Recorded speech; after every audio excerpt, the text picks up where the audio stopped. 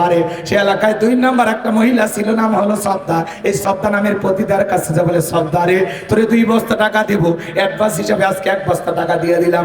আগামী কালকে আল্লাহর পয়গম্বর মুসা নবী যেই মজলিসে দাঁড়ায়া আল্লাহর পথে মানুষকে দাওয়াত দেবে, ওই ভরা মজলিসে দাঁড়ায়া একবার শুধু বলবা, মুসা নবী দিনের বেলা ওয়াজ করে আর রাতের বেলা আমি সদ্দার সাথে রাত কাটাই। বাস এতটুকু কথা বললেই যথেষ্ট, বাকি যা করার আমি করব। কথাকে বুঝতে পারছেন? রাগ করছেন আপনারা? এইবার পরের দিন সকালবেলা আল্লাহর নবী মুসা আলাইহিস সালাম হাজার হাজার জনতার সামনে ওয়াজ করতেছেন। সদ্দা নামের মহিলা মুসা নবীর আলোচনা শুইনা পাষাণ হৃদয় গইলা চোখ দিয়া পানি ঝরতেছে। কারণ ইশারা দিয়ে বলে তাড়াতাড়ি দাঁড়া, বলে না একটু শুনি, বলে না শুনতে দেওয়া যাবে না। 2 জন লোক পাঠায় দিল, তাড়াতাড়ি সদ্দাকে দাঁড় করা দাও। এইবার 2 জন লোক দাঁড়ায় বলে, সদ্দারে তাড়াতাড়ি করে দাঁড়াও, বলে না একটু শুনে, বলে না শুনতে দেওয়া যাবে না। 2 জন 2 হাত ধরে সদ্দাকে জোর করায় দাঁড় করায় দিল। যখন কারণ হলো আপনারা দাঁড়ায় বলে, মুসা রে ওয়াজ বন্ধ কর। তাকায় দেখ 2 নাম্বার মহিলা দাঁড়াইছে। মহিলাটা 2 নাম্বার না 1 নাম্বার মুসা নবী কি জানে? রতনে রতন সেনে। কথা কর না কে? ডাইরেক্ট বলতেছে মুসা ওয়াজ বন্ধ কর। আজও দেখবেন আলেম ওলামা যখন হক কথা বলে, সুদের কথা বলে, ঘুষের কথা বলে, জিহাদের কথা বলে, আল্লাহর জমিনে আল্লাহর দ্বীনকে প্রতিষ্ঠিত করার কথা বলে, কোরআনের রাজ কায়েম করার কথা বলে, কিছু লোক ডাইরেক্ট বলে, হুজুর আপনার ওয়াজ বন্ধ করেন, আপনার ওয়াজ লাইন ছাড়া। হুজুরের ওয়াজ লাইন ছাড়া না, তোর জীবন লাইন ছাড়া, তুই একটা তার সেরা। সুদের কথা বলা যায় না, সুদখোর মসজিদের সভাপতি। কথা কয় না? হুজুর সুদের ওয়াজ ধরেছে, মসজিদের সভাপতি হুজুর আমি এই ব্যবসার সাথে জড়িত, খামাকাই পাবলিকের সামনে আমার লঙ্গি খুলছেন কেন?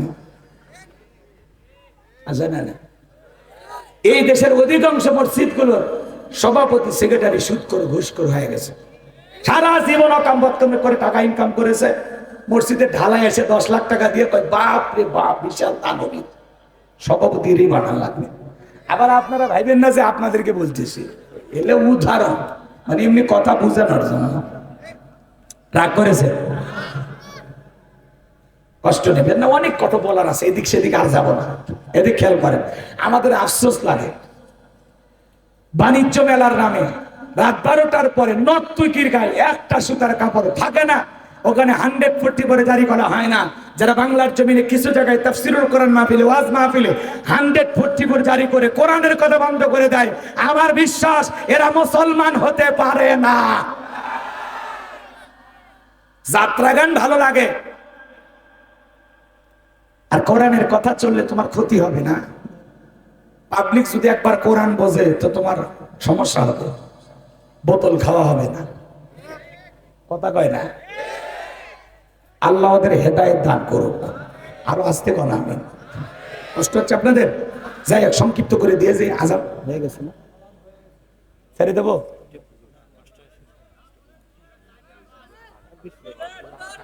আপনি করেন।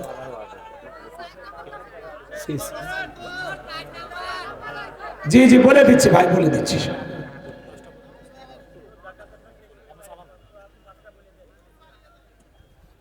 এইভাবে বললেন না, বুঝছেন?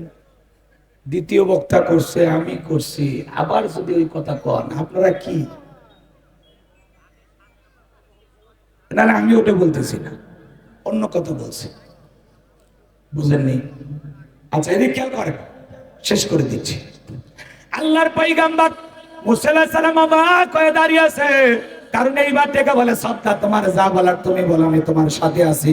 ভালো করে বোঝার চেষ্টা করবেন বাজান গো আমার ভাইয়েরা। এইবার সত্তা ডেকে বলে, কারণ তুমি বসে পারো, আমি যেহেতু দাঁড়িয়ে আছি বলার জন্য আমাকে বলতে দাও, তুমি বসো। এইবার সত্তা ডেকে বলে, ও জনগণ শোনো দিয়া মন, আমি জীবনে কোনোদিন মুসা নবীকে দেখি নাই। আজকে মুসা নবীর আলোচনা শোনার পরে আমার পাষাণ হৃদয় কইলা গেছে, আমি সিদ্ধান্ত নিয়েছি আর খারাপ কাজ করব না, অশ্লীল কাজ করব না, আমি তওবা করে ঈমান গ্রহণ করব। আলেমদের ওয়াজের মাধ্যমে বেনামাজি নামাজি হয়ে যায়, সুদখোর ঘুষখোর ভালো হয়ে যায়, দাড়ি কাটা যুবকটা দাড়ি রাখে, ব্যাপারটায় চলা মা বোনেরা পর্দা করে। কথা বলেন ঠিক কি না? আল্লাহর পয়গম্বরের কাছে ডেকে বলেন, ও আল্লাহর নবী মুসা, এই কারণ কেন লাফালাফি করে? কারণ গতকাল রাত্রিতে আমার বাড়িতে গিয়েছিল, আমার 2 বস্তা টাকা দিবে বলে ওয়াদা করেছে, বিনিময়ে আমাকে এই সাক্ষী দিতে হবে। মুসা নবী দিনের বেলা ওয়াজ করে আর রাতের বেলা আমি সর্দার সাথে রাত কাটাই, কিন্তু আপনাদেরকে সাক্ষী রেখে বলতেছি মুসা নবীর চরিত্র ফুলের চাইতেও পবিত্র। ওই কারণ হলো আমি সর্দার নিয়মিত ভক্ত। এইবার গোপন তত্ত্ব ফাঁস করে দিলেন তিনি কে? ওয়ামাকারু ওয়ামাকারাল্লাহ ওয়াল্লাহু খায়রুল মাকিরিন। খেলা কার? যে সাক্ষী কন্টাক্ট করেছিল নবীর বিরুদ্ধে সাক্ষী দেবে, সেই সাক্ষীর জবান দিয়ে সঠিক সত্য কথা বের করে দিলেন তিনি কে? আরো জোরে বলেন কে? একজন আলেমদের বিরুদ্ধে যখন কিছু সাক্ষী কেনা হয়, ওরা বলে হুজুর নির্দোষ। হুজুরের জানাজায় যায় বলে হুজুর নির্দোষ। কথা কন্যা কে আপনারা রাগ করেছেন? আমার ভাইয়েরা, এইবার আল্লাহর পয়গম্বর মুসা আলাইহিস সালাম আল্লাহকে ডেকে বলেন, আল্লাহ চাইতে গেছিলাম জাকাত, আর আমার বিরুদ্ধে এত বড় ষড়যন্ত্র মেনে নেওয়া যায় না। কারণের ধন সম্পদ সহ যেন জমিন কারণকে গ্রাস করে ফেলে, আল্লাহ দোয়া মঞ্জুর করলেন। এইবার কারণের ধন সম্পদ সহ হাঁটু পর্যন্ত জমিনের ভিতরে চলে গেছে। ও বলে ব্যাপার না, লাভ দিয়ে উঠতে পারবো। এবার মাজা পর্যন্ত গেছে, বলে ব্যাপার না, লাভ দিয়ে উঠতে পারবো, দেখে শক্তি আছে। এইবার যখন গলা পর্যন্ত জমিনের ভেতর চলে গেছে, ডেকে বলে, ও আল্লাহর নবী মুসা, ধন সম্পদ যা আছে সব তোমার আল্লাহ, তুমি নিয়ে যাও, জানটা একটু ভিক্ষে দাও। আল্লাহর পয়গম্বর ডেকে বলে, আল্লাহুস সামাদ, আমার আল্লাহ মুতফাক্কি, আমার আল্লাহ কারো কাছ থেকে কিছু নেয় না, আমার আল্লাহ শুধু দিয়ে যায়। কারণ রে তোর ধন সম্পদ সহ জমিনের ভিতরে চলে যা, আর পৃথিবীর ইতিহাসে সাক্ষী থাক, তোর মতো যারা সম্পদ জমা রাখবে আল্লাহ রাস্তায় বিলাবে না, কঠিন কিয়ামতের ময়দানে তুই কারণের কাতারে আল্লাহ তাদেরও বিচার করবে। এজন্য যাকাত হলো মালের ময়লা, যাকাত হলো আপনার সম্পদকে পবিত্র করে। যাকাত দিলে ধনীর ধন কমে না বাড়ে। ধনীকে আল্লাহ আরো ধনী বানাবে যাকাত দিলে। কৃপণতা কইরেন না। সূরা তাওবার ভিতরে আল্লাহ বলেছেন, যারা স্বর্ণ রূপা টাকা পয়সা জমা রাখে, আল্লাহ রাস্তায় যাকাত দিতে চায় না, দান সদকা করতে চায় না, যারা যাকাত না দিয়ে সম্পদ জমা রাখে, আল্লাহ ডেকে বলেন তাদেরকে বলে দাও, তাদের জন্য রয়েছে আযাবের সুসংবাদ। আপনার এই সম্পদ জাহান্নামের শাস্তির কারণ হবে। আপনার এই সম্পদ বিষাক্ত সাপ হয়ে আপনাকে সবল মারবে। তখন বলবেন, এত জোরে কামড় কেন মারিস? চিনিস না আমি তো দুনিয়ার মাল সম্পদ। কথা বলেন ঠিক কি? এজন্য মাল জমা না রেখে খরচ করে। আল্লাহ বুঝার তৌফিক দান করুন, জোরে বলুন আমিন। তাহলে মুমিন বান্দার 3 নাম্বার গুণাবলী, ওয়াল্লাযীনা হুম লিয-যাকাতি ফাঈলুন। আল্লাহ যদি মুমিন বান্দাকে সম্পদ দেয়, মুমিন বান্দা সক্রিয়ভাবে হিসাব করে করে বছরে একবার যাকাত দেবে। কার ভয়? আল্লাহ সবাইকে যাকাত দেওয়ার অর্থ দান করুন, জোরে বলুন আমিন।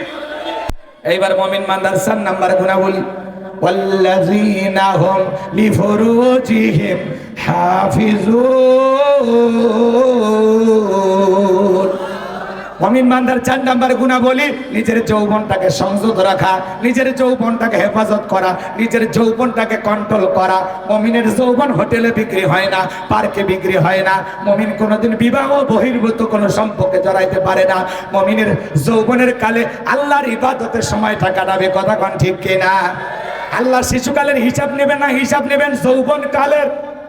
কথা কয় না? আমরা যৌবন কালে গুনাহ করতে ভালোবাসি, যৌবন কালের ইবাদত পছন্দ করেন কে? আমরা শয়তানের ওয়াসওয়াসায় পড়ে যৌবন কালে গুনাহ করতে ভালোবাসি, আর যৌবন কালের ইবাদত আমার আল্লাহ পছন্দ করে। যৌবন কালে লম্বা সময় রুকু করা যায়, লম্বা সময় সিজদা দেওয়া যায়। যৌবন কালে আল্লাহর ইবাদতে রাত্রি জাগরণ করা যায়।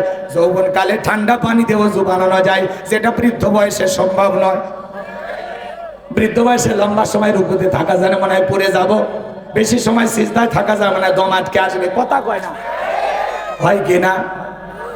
প্রচন্ড শীতের রাত, চাচা নিয়ে ওযু করতে পারে না। চাচি গরম পানি করে দিলে চাচার ওযু হয় না, হলে হয় না।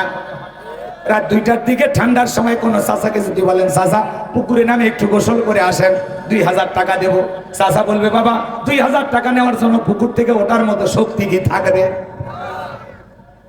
আর একটা যুবককে যদি বলেন 2000 টাকা দেবো, হুজুর টাকা বাই করেন, কাপড় খুলছে। কারণ একটা পাওয়ার আছে। কথা কোন ঠিক কি না? শরীরের একটা শক্তি আছে। এই জন্য বাঁচান গো আমার, আপনাদের উদ্দেশ্যে বলে যাই, যৌবন কালে গুনাহ না, যৌবন কালে আল্লাহর ইবাদত করে কাটাবো ইনশাআল্লাহ। আমরা যৌবন কালে আল্লাহর ইবাদতে যৌবনটা বিলিয়ে দেব। যৌবন কালে লম্বা সময় আল্লাহর ইনশাআল্লাহ।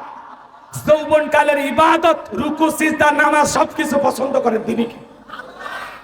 এই জন্য আল্লাহর ইবাদতে কাটাবো।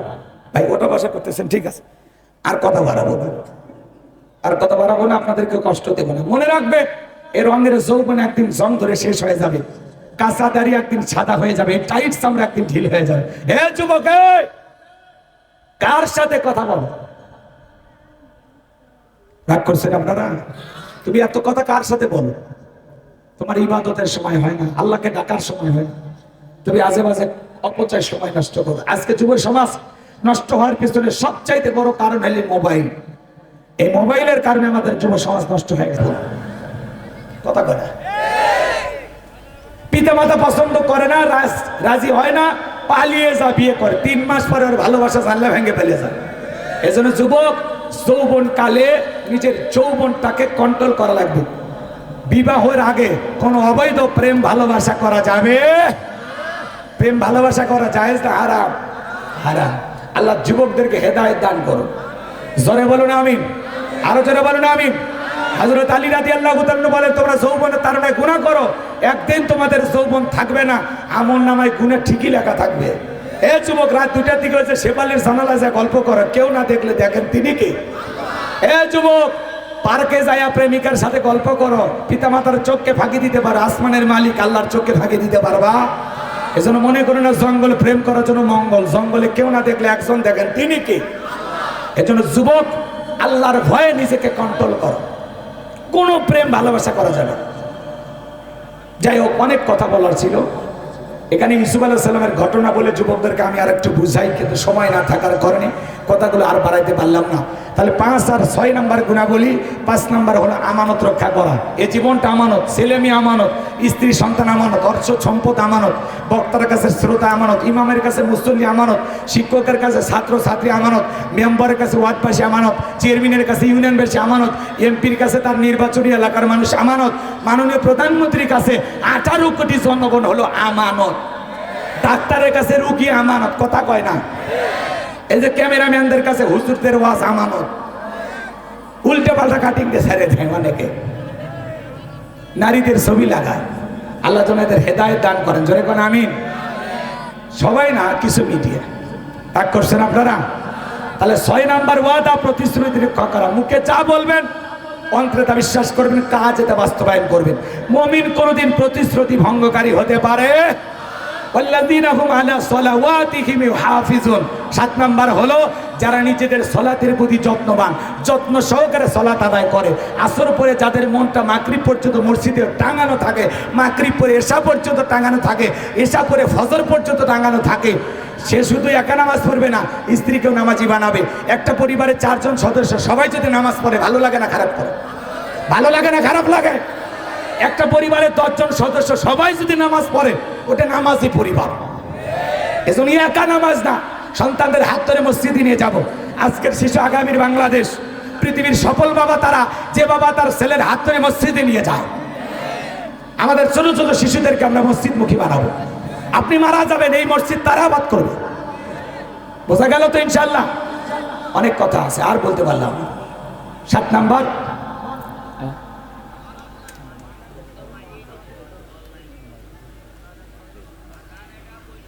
নাম্বার, সলাৎ যত্ন সহকারে আদায় করবো ইনশাআল্লাহ।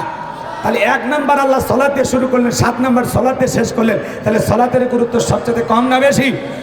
উলাইকা হুমুল ওয়ারিসুন আল্লাযীনা ইয়ারিসুনাল ফিরদাউস হুম ফিহা খালিদুন। এই 7টা গুণাবলী যারা অর্জন করতে পারবে, আল্লাহ তাআলা ডেকে বলেন তারাই উত্তরাধিকারী হবেন জান্নাতুল ফিরদাউসের। সেখানে তারা চিরকাল বসবাস করবেন, আল্লাহ কোনোদিন বের করে দেবেন না। এই 7টা গুণাবলী কারা কারা আমল করবেন? একটু হাত তোলেন, একটু হাত তোলেন। আল্লাহ তোমার এই গোলামদেরকে 7টা গুণাবলী আমল করে জান্নাতুল ফিরদাউসের মেহমান হিসেবে কবুল করো। জোরে কোন আমিন। আর একটু জোরে বলেন আমিন। হাত তামান। কিছু বলবেন আপনি? সেটা বলছেন, কিছু বলার আছে? নামাজের সময় তো যুবক ভাই আপনার কাছে একটা কাগজ পাঠাইছে, এখন পাইতে লাভ আছে।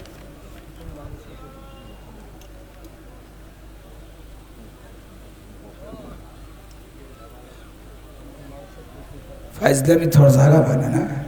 আমি একটা হিন্দু মেয়েকে ভালোবাসি বলেই তো দিলাম প্রেম ভালোবাসা হারাম। আমার হিন্দু মুসলমান কথা কয় না রে, হিন্দু মেয়েকে খুব ভালোবাসি না, সে কি মুসলমান হবে? কথা দিয়েছে, কথা কয় না কেন? এই জন্য এই ধরনের অবৈধ প্রেম ভালোবাসা লাগতেই পারে ভালো, তাই বলে কি প্রেম করতে হবে? বিবাহের প্রস্তাব দেন, দেখেন তো হিন্দুর বাড়ি মুসলমান বিয়ের প্রস্তাব নিয়ে যান, দেখেন তো ঘটনা কি ঘটে। কথা কি বুঝতে পারছেন? এই জন্য হিসাব নিকাশ করে চলতে হবে। আল্লাহ যেন আমাদের হেদায়েত দান করেন, চলে বলেন আমি। আগেই বলেছি বিয়ের আগে কোনো ধরনের অবৈধ সম্পর্ক করা যাবে না। একজন কয় হুজুর আমি এমনি গল্প করি, আমার প্রেম পবিত্র প্রেম, কোনোদিন হাতও ধরিনি। ওরে বদমাইশ, আর প্রেম বলে পবিত্র প্রেম। কিছু বলবেন? এর কথা কয় না কে? আল্লাহুম্মা আমিন। রব্বানা যালামনা আনফুসানা ওয়া ইল্লাম তাগফির লানা